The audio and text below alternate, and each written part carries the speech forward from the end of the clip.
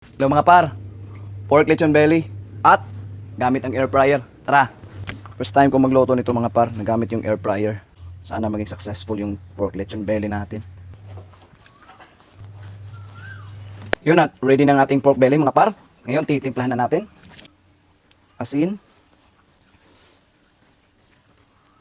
Lalagyan natin ng maraming asin mga par. MSG. Yan. Black pepper powder,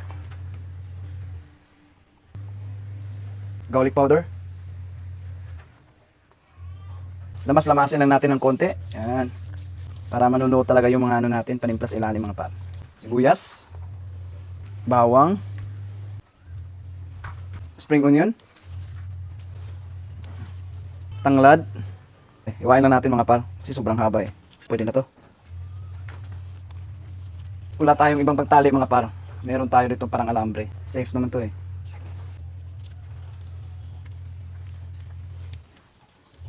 Ito. Ang cute ng size. Yan.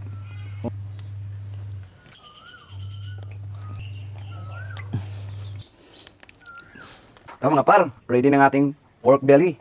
Pupunasan lang natin ng toyo.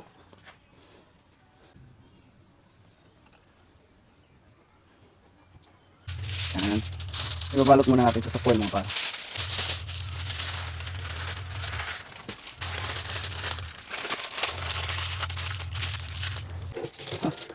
Tamang-tama talaga oh. Salang na natin. 180 tapos salang natin ng mga 30 minutes. After 30 minutes mga par, salang natin ulit ng mga 20 minutes mga par. Kasi sinalang natin siya ng una 30 minutes, tsaka pangalawa another 20 minutes. So 50 minutes na. Bago natin siya ibalik sa fryer mga par, lalagyan muna natin ng toyo. Then ulit.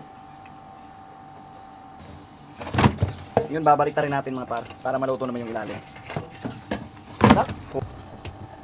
Hey, sheesh! Lutong check tayo mga par. Lutong luto yung ilalim mga par. Kain tayo mga par. Ow! May suka tayo dito mga par, na maraming sibuyas at sili.